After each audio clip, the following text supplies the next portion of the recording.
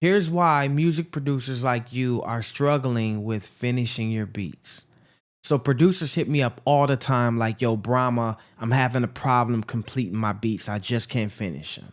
Sometimes I don't know where to go next. Sometimes I'll take a track as far as I can and then I'll run out of ideas and they'll sit on my hard drive forever and I never come back to it, right? So over my over 20 plus years of producing, my experience, I've been through this countless times, right? So over and over again. But I found out the main cause, the reason for this, and also the number one solution. So make sure you stick through the whole video so you can hear these gems that I'm about to drop on you. You don't want to miss a second of this. I promise you, you want to hear everything I got to say about this because it's going to help you. Okay, make sure before I go any further though, hit the like button and leave a comment if you will, right? Because this helps me. I'm dropping some game to give to you. All I ask in return is that you like the video, especially if you got something great from it. Okay, universe is all about exchange and energy. So there's two reasons why you're most likely running through this problem of finishing your beats or running into this problem of finishing your beats. And the number one reason is overthinking, right? Overthinking is like one of the killers of dreams, right? And goals because you're overanalyzing it. The best beats I've ever made came from just going with the flow, being open and letting the music take me where it wants me to go. Not trying to control, not trying to force the creativity, right? Because you can force creativity and you don't want to do that. You want to be able to be an open channel, an open vessel for the source to come through and guide you into what you're building. Sometimes what Pharrell says, there's no new ideas. You're just checking out ideas from the universe. And I believe in that. It's really about opening your antennas and calling in the signal, allowing it to come through and show you what you need to make. It's not about, okay, I'm going to do this. Sometimes you can do that though. You may have been an open channel at that time and an idea came to you, so you want to go and create this. But the best beats come out when you're open and you're just allowing it to happen. You're not just making it happen, right? So overanalyzing happens when you step in. Have you ever been practicing something that you've already known so well, and as soon as you start thinking about doing it, that you're doing it like, oh, I'm really doing this, and you mess up? That's because you've got into the frequency of overthinking. You're putting too much on it. You need to step back a little bit and say, you know what, I'm gonna just let this flow. And that's when the best things happen. That's when the best creations come about. I've been there. Like I said, I still go through it every now and then. I find myself forcing an idea or forcing the creativity, and I gotta step back a little bit and allow it to happen. So that's how you heal the overthinking aspect of it, is just stop, meditate, right? Go into meditation mode. Think about something different. Sometimes I'm working out problems. Sometimes I'm building visions of something completely different while I'm making a beat. Just so I can get in that space of allowing it to happen and kind of just like letting it build itself. You ever been making a beat you're not even making, it's making itself? Those be the dopest beats, man. I'm trying to tell you.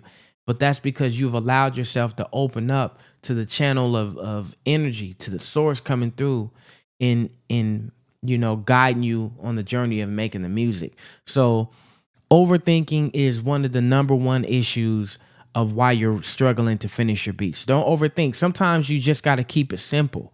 One of the dopest producers in the game, Dr. Dre, one of the dopest hip hop producers to ever exist.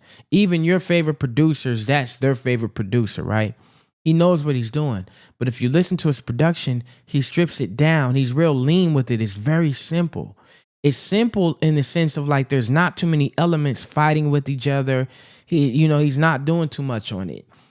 He allows the space for the artist to come through and for the listener to go on a journey without adding too much into it. You could tell that it's very simple. It's probably a complex production process, but the end product is simple. So that's the number one thing, is get over the overthinking by stopping your analytical mind from thinking about what you're doing and start feeling what you're doing. Okay? The second one is overproducing. It actually segues into that, because when you're overthinking, you're going to start overproducing. You're going to start forcing sounds in. You're going to start adding way too many sounds and way too much ear candy and all of this. Now the artist can't hear themselves on it. You've left no space for the artist to give their voice to it.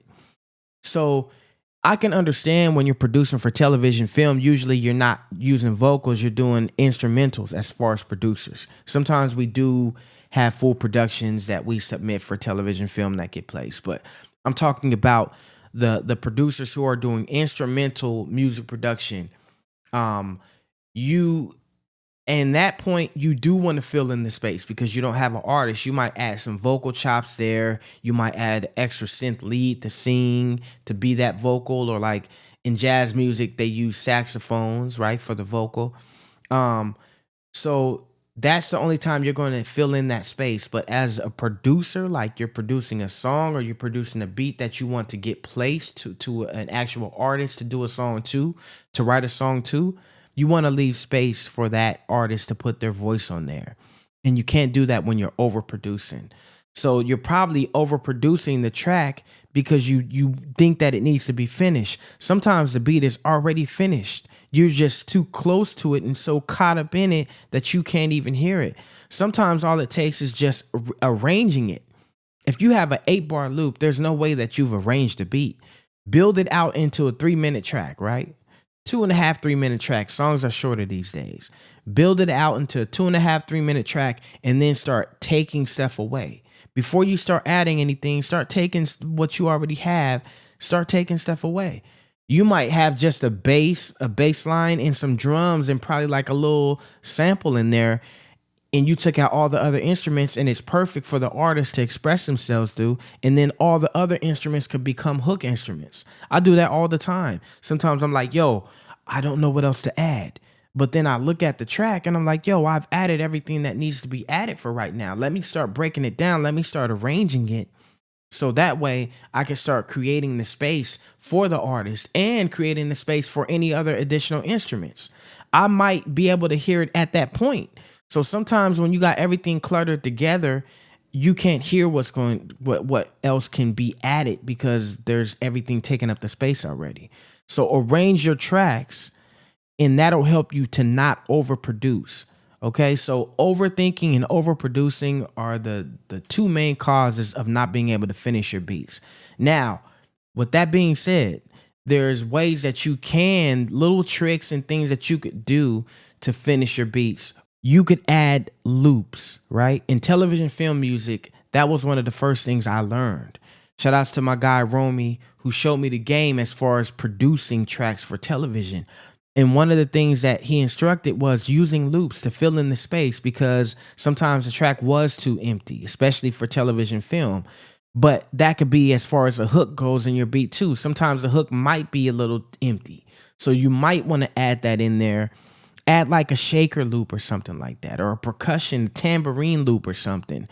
What Dr. Dre does, Dr. Dre, he could have a simple beat and he'll add a tambourine to one of the snares, like, you know, every other snare in the hook, to make the listener think that the music has changed.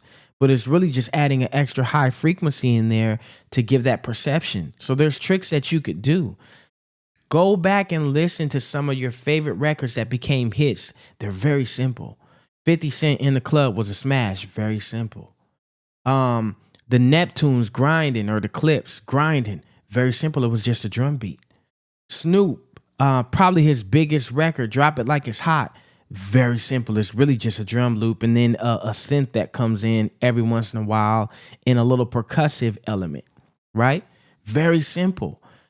And that's what you have to think about as far as being a producer. Sometimes you got to shift from being a beat maker to a producer to understand the end goal. You have to sit back and ask yourself, why am I doing this in the first place?